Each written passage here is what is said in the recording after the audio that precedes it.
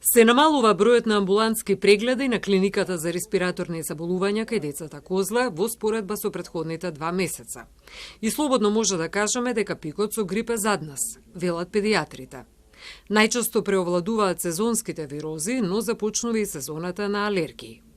Дилемите кои ги имаат родителите се поврзани со начинот на кој се манифестираат симптомите и која е причината за алергиската реакција. На родителите кои што веќе знаат, им е познато од децата нивни дека имаат алергии, веќе си се добро познати со симптомите.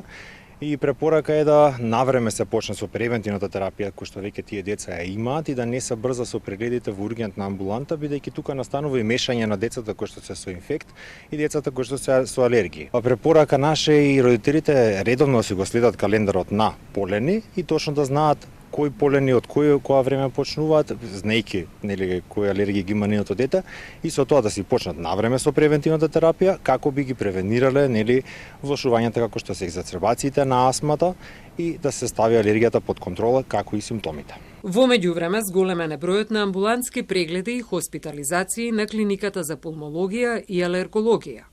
Според доктор Шаини, се уште е рано да се каже дека почна сезоната на алергии, но треба да се знае што таа со себе носи.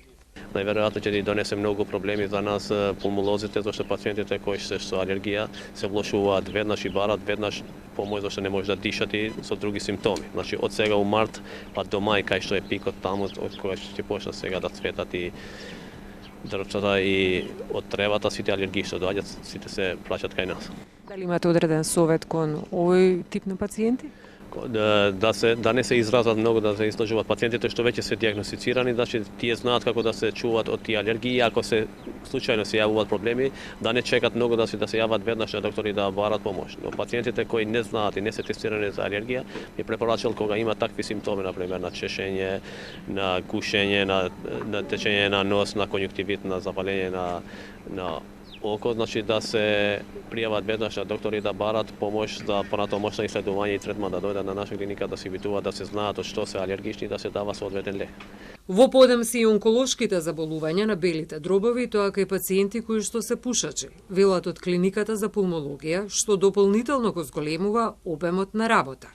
Тие апелираат да се подигне свеста за здрави навики, што е особено важно за новите генерации и навремено да се превенира, затоа што тоа е проблем кој не е сезонски и бара стратегија во континуитет.